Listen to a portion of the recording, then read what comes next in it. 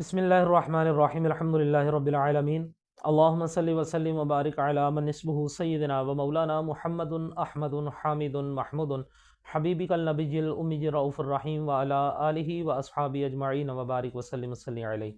मोअज़्ज़िज़ सामीन कराम, अस्सलामु अलैकुम व रहमतुल्लाहि व बरकातुहू। अल्लाह रब्बुल इज़्ज़त की बारगाह में दुआ है कि अल्लाह रब्बुल इज़्ज़त हमें शयातीन के शर से और इंसानी शर से अल्लाह रब्बुल इज़्ज़त हम तमाम की हिफाजत फरमाए और अपनी हिफाजत के अंदर रखे। आज का हमारा जो मौजू है वो ये है कि बड़ा गोश्त जो है ये जानवरों के जो बड़े जानवर है, गाय भैंस वगैरह, इनका जो गोश्त होता है इसको आमिलीन जो हैं ये क्यों बंद करते हैं। जो आमिल अहबाब हैं या 2 नंबर पीर हैं ये इसको बंद करते क्यों हैं।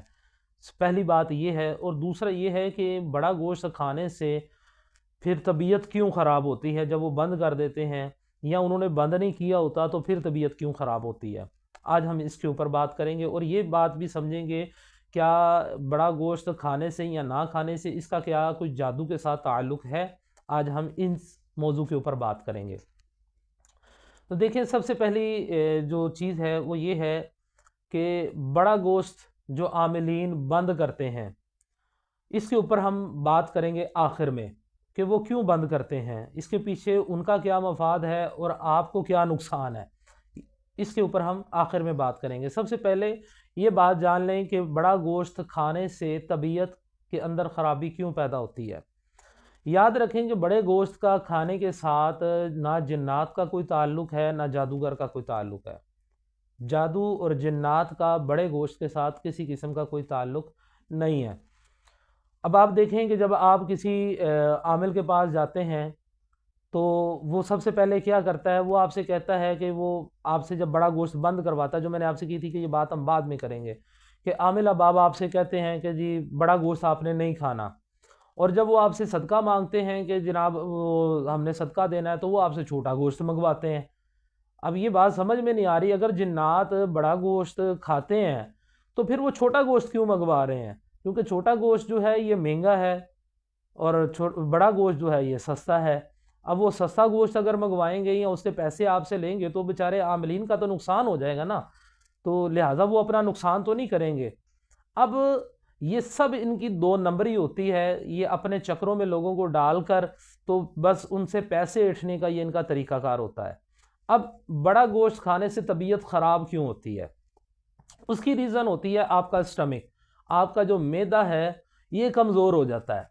आप किसी अच्छे डॉक्टर के पास जाएं और जाकर जब आप अपना टेस्ट वेस्ट करवाते हैं, आप अल्ट्रासाउंड वगैरह करवाएं, अपनी रिपोर्ट्स वगैरह करवाएं, तो आपको पता चलेगा आपका जिगर भी अफेक्टेड होगा और आपका स्टमक जो है ये भी अफेक्टेड होगा। ये 2 चीज़ें आपकी लाजमी तौर पर अफेक्टेड होंगी।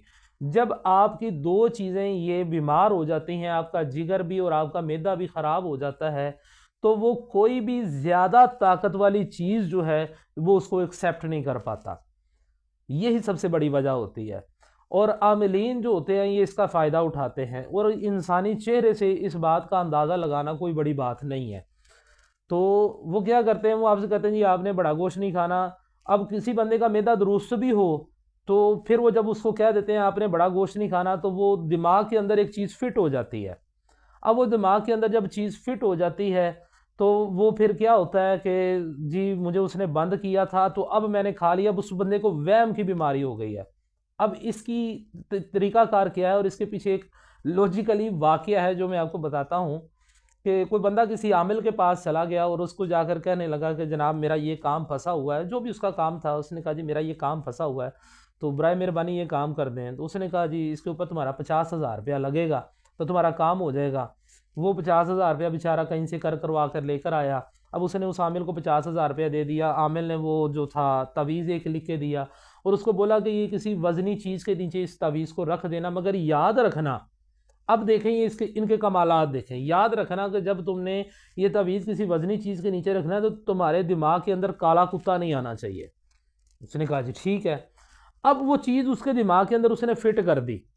अब वो उसने सोचना था या नहीं सोचना था, उसके वहम व गुमान में भी काला कुत्ता चिट्टा कुत्ता कोई भी कुत्ता उसके दिमाग में नहीं आना था, तो उसने अब उसके दिमाग में डाल दिया।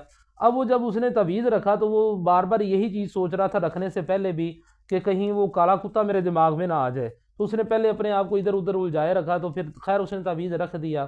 तो चंद दिन के बाद आमिल के पास गया, उससे जाके कहने लगा जी वो काम नहीं हुआ। तो आमिल ने कहा मैंने तुम्हें पहले कहा था, जब तुमने तावीज़ रखा तो क्या तुम्हारे दिमाग में काला कुत्ता था? उसने कहा जी बिल्कुल था। उसने कहा फिर तुम्हारा काम नहीं हो सकता, चलो इस तरह है कि तुम इतने पैसे और दो, तुम्हारा काम हो जाएगा। तो ये होता है इनका लूटने का तरीका। वो आपके दिलो दिमाग के अंदर एक वहम फिट कर देते हैं। तो फिर होता भी ऐसे ही है कि जैसे ही आप उस चीज़ को खाते हैं तो फिर आप कहते हैं जी मैं तो बीमार हो गया, मेरे पेट में दर्द होगी, मुझे ये हो गया, मुझे वो हो गया। इसका इन चीज़ों के साथ कोई ताल्लुक़ नहीं होता। लिहाजा इन 2 नंबर आमिलीन से बचें, 2 नंबर पीर बाबों से बचें। ये फ्रॉड की दुकान है, इसके अलावा और कुछ भी नहीं है। अल्लाह रब्बुल इज़्ज़त की बारगाह में दुआ है कि अल्लाह रब्बुल इज़्ज़त हमें सही मानों में अपने और अपने प्यारे महबूब सल्लल्लाहु अलैहि वसल्लम के अहकामात पर अमल पैरा होकर दूसरों तक पहुँचाने की सआदत और तौफ़ीक़ अता फ़रमाए। आमीन।